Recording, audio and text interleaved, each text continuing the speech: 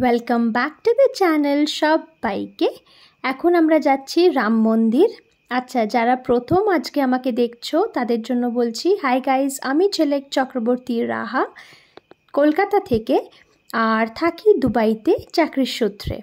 তো এখন আমরা ফ্যামিলির সাথে এসছি অযোধ্যা থেকে যাব বেনারস। তো আজকে অযোধ্যাতে ডে 2। আগের দিন যারা ব্লগটা দেখেছো তারা জানোই, মাম্মি আর বাপি মানে আমার মা বাবা দুজনে ফাইনালি রাম মন্দির অবধি পৌঁছয়নি, কারণ ওদের শরীরটা খারাপ লাগছিল এতটা হেঁটে। তো পরের দিন সকালবেলা আবার যা বলেছিলাম আগের ব্লগে তাই, সকালবেলা বেরিয়ে পড়লাম আমি দুই মাকে নিয়ে রামলাল্লাকে দেখাবো বলে। এত দূরে এসছি আর রামলাল্লাকে না দেখে ফেরত যাবে, মনটা খুব খারাপ লাগে না। বাবা আসতে পারেনি কারণ বাবা এতটা হাঁটতে পারবে না, সত্যি কথা, কিন্তু মাকে নিয়ে এসছিলাম আর খুব সুন্দরভাবে সকালবেলা মাকে দর্শন করালাম। দুই মা আর মেয়ে মিলে বেরিয়ে গেছিলাম সকালবেলা রামলাল্লাকে দেখে। এখন ফাইনালি আমরা বেরোচ্ছি। আচ্ছা, যারা এখানে আসতে চাইছো তাদের উদ্দেশ্যে বলে দিই, এখানে কিন্তু হুইল চেয়ারের ব্যবস্থাও করা আছে। 150 রুপিস করে নেয় যারা তোমাকে নিয়ে যাবে আর কি, হেল্প করবে হুইল চেয়ার ক্যারি করতে, তো সেই সুবিধাটাও কিন্তু আছে। আচ্ছা, ওখান থেকে বেরিয়ে আমরা চলে এলাম এবার ব্রেকফাস্ট করব বলে। আর বাড়িতে দিদিভাই, পাট্টু আর বাপি আছে, ওদের জন্য ব্রেকফাস্ট নিয়ে যাব। খাস্তা কচুরি একদম তেলে ভাজা হচ্ছে, দেখতেই পারছো। কিন্তু আমরা নিলাম সিঙ্গারা, কারণ এখানে সিঙ্গারাটা যে এত ভালো লাগছিল না অযোধ্যার, যেখানেই যাচ্ছি সেখানে সিঙ্গারা খাচ্ছি আর সিঙ্গারাটা অসম্ভব সুন্দর। তাই সিঙ্গারা নিলাম, একটু চাটনি দিচ্ছিল, মিষ্টি চাটনি আর ঝাল চাটনি, এর সঙ্গে নিলাম চা খেয়ে বাড়ি চলে এসেছিলাম। এবার বাড়ি এসে সবার সাথে গল্পগুজবও করছিলাম, তো টাইম স্পেন্ড করছিলাম। এখন যাচ্ছি সবাই মিলে লাঞ্চ করতে। কি সুন্দর হনুমানগুলো জল খাচ্ছিল, দেখেছো? একদম মানুষের মতন না, আবার মুখও মুছছিল জানো জল খাওয়ার পর, সেটা আর ক্যাপচার করতে পারিনি। লাঞ্চ করতে এসছি, এখানে তো পিওর ভেজ, তোমাদেরকে আগের ব্লগেই বলেছি। তো প্রতিদিন নতুন নতুন জায়গা আমরা এক্সপ্লোর করছি। সেই ভাত, ডাল, 2 রকমের সবজি, স্যালাড, এইগুলোই ছিল। এখানে রায়তাও ছিল, তারপরে বাটার মিল্কও ছিল, সেটা আর তুলিনি কারণ সব জায়গায় তো একই খাবার হচ্ছে অলমোস্ট। বিকেলবেলা এখন সপরিবারে মিলে যাচ্ছি হচ্ছে আমরা সরজু নদীর আরতি দেখতে। আরতিটা শুরু হবে 7টা থেকে, তার আগেই আমরা বেশ সময় করে বেরিয়ে গেলাম। আমরা একটা টোটোকেই ফিক্স করে রেখেছিলাম, যেখানেই যাওয়ার হচ্ছে ওই টোটোকেই আমরা 15 মিনিট আগে বলে দিচ্ছি, আর উনি চলেও আসছে। তোমরাও যদি আসো অযোধ্যা এরকম করতে পারো, একজনকে ফিক্স করে নিতে পারো, তাহলে প্রাইসের দিক থেকেও একটু সুবিধা হবে। নাহলে অন্যরা আসলে না উল্টো পাল্টা প্রাইস চার্জ করে আর কি, তোমাদেরকে আগের ব্লগেও যেটা বলছিলাম আর কি। আর একজনকে যদি তোমরা ফিক্স করে নাও, তোমাদের অতটা হ্যাপাও হবে না যে বেরিয়ে গিয়ে আবার টোটো খুঁজতে হবে। ঠিক 15 মিনিট আগে আমরা কল করে দিচ্ছিলাম, তো ওই ভাই চলে আসছিল। 2 দিন আমরা ছিলাম, 2 দিনই তাই করেছি। যাই হোক, ফাইনালি আমরা পৌঁছে গেলাম আরতি দেখব বলে। আসলে আমরা তো এসছি অগস্ট মাসে, প্রচণ্ড গরম, এখানে প্রচণ্ড গরম লেগেছে আমাদের। তোমরা যদি পারো তোমরা একটু উইন্টার সিজনে এসো, কেমন?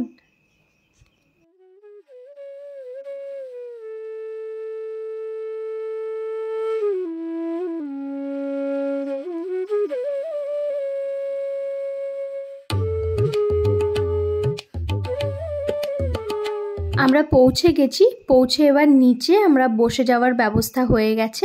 প্রচুর ভিড় ছিল, আর যেরকম বললাম খুব গরম ছিল, তাই যারা বয়স্ক তাদের শরীর খারাপও করছিল, মানে এত গরম ছিল। বাবারও শরীরটা খুব খারাপ করছিল, বাট তাও আজকে আমরা দেখব, দেখার ইচ্ছে আছে, তাই দেখেই যাব। বসে আছি সবাই মিলে, অনেকক্ষণ আগে যেহেতু চলে এসেছি, যেহেতু জায়গাটা রাখতে হবে, নাহলে অনেক পেছনে পড়ে যাব, তাই অনেকক্ষণ আমাদেরকে ওয়েট করতে হয়েছে। যাই হোক, ফাইনালি ওনারা এসছে আর এখন শুরু হবে আরতি, তোমরাও দেখো।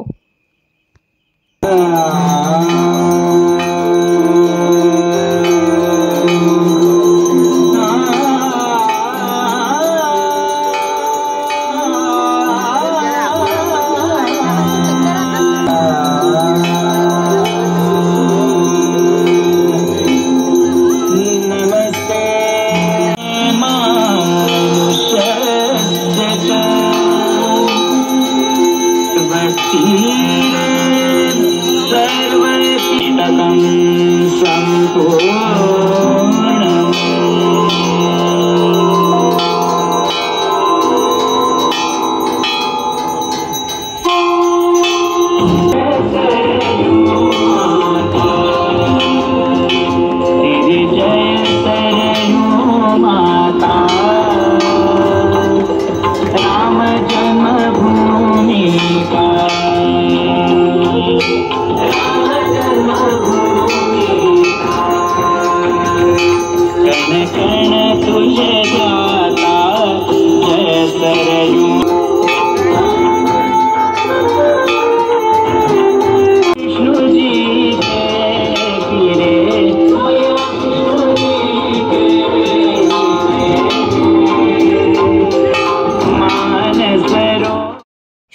সুন্দরভাবে সবাই মিলে আরতি দেখে ফেরার পথে গোমাতার সাথে দেখা হলো।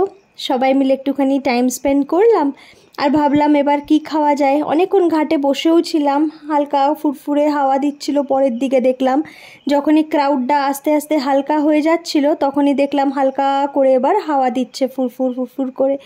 যাই হোক, সুন্দরভাবে কাটলো। This was our day 2 in Ayodhya. যেটা তোমাদেরকে বললাম আর কি, তোমরা বেশি গরমে এসো না, কষ্ট পাবে। যদি একটু ওয়েদারটা ভালো হয় না তাহলে দেখবে এসে বেশ ভালো লাগবে, আরাম পাবে আর কি, জিনিসগুলো আরও বেশি উপভোগ করতে পারবে।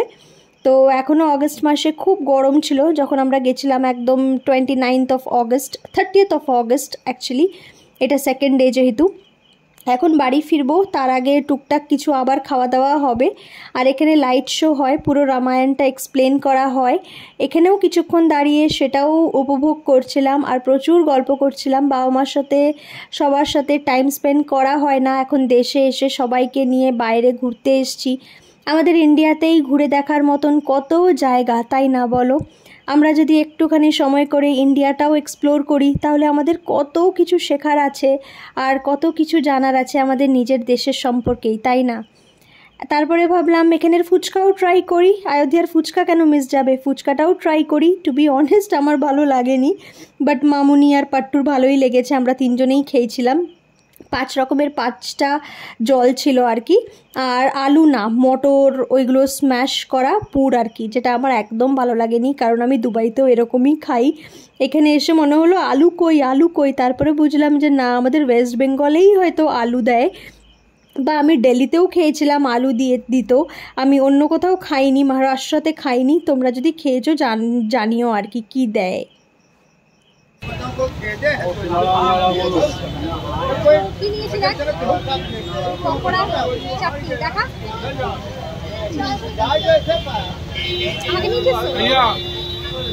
আর यहाँ पे এখানে বাকি সবাই বসে আছে। আরে একটু হাই করে দাও, হাই করতে গিয়ে ভীষণ লাগিয়ে দেবে আবার। আমরা এখন জমিয়ে পকোড়ি, সিঙ্গারা সব इधर एक समोसा दिए।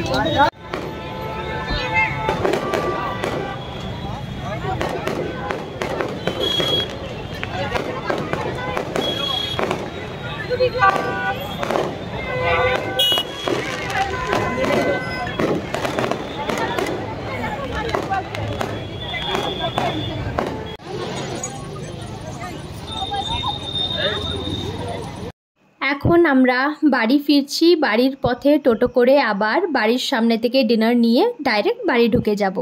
তা আমাদের 2 দিন রামের জন্মভূমিতে অযোধ্যাতে এখানেই সমাপ্ত হলো। কাল যাব আমরা বেনারস। এবার বেনারসের ব্লগ পাবে তোমরা।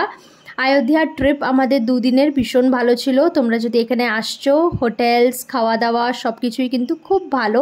Hotels easily available.